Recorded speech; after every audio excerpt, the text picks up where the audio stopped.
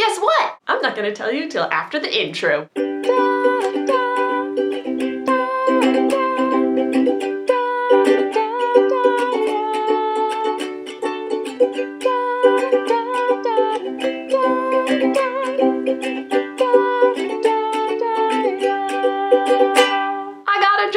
I will be working at North Face. I'm assuming I got the job because as a Canadian, I just inherently know a lot about winter clothing. I start today. Like, as soon as I'm done filming this, I have to leave. In other news, I went for a jog. Okay, it was mostly a walk because I can jog for a total of like a block before I need to go back to walking, but still. British me is very fit, apparently. I suspect it's just a newfound facet of my stubbornness. You think this sunless but otherwise perfectly reasonable weather is cold? Well, I'll show you. Whatever the cause, it's been working in my favor. I mean, if I'd taken the tube to Westminster, it would have been warmer and faster, but I wouldn't have walked along the Thames. I wouldn't have been unnerved by some ducks that were utterly lacking in their fear of humans department, and I wouldn't have found the Tate Britain. I usually find art galleries and museums exhausting and dull, but one of the great things about London is that most of them had free admission, so I wandered in anyway. I didn't make it past the first exhibition, but in a good way. I walked past the couple of entry rooms and into this giant empty hall. Well, mostly empty. There were strategically placed speakers playing a 32-minute loop of brass and wind instruments that had been damaged in conflict over the last 200 years. I was captivated. It wasn't music, just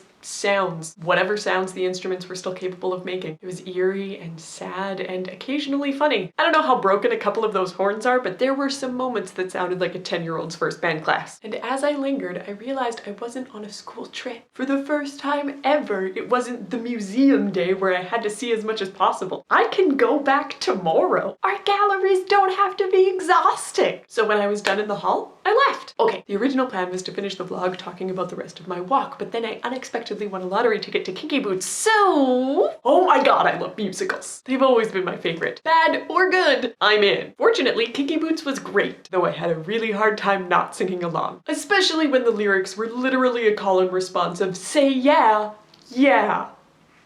One day, Laura, one day. Thanks for watching. Subscribe for new videos every Tuesday and Friday. Bye. For the last number, the entire cast came out in their thigh-high boots, which immediately reminded me of the end of Mamma Mia when everybody comes out in spandex, except that this was sexy instead of traumatizing.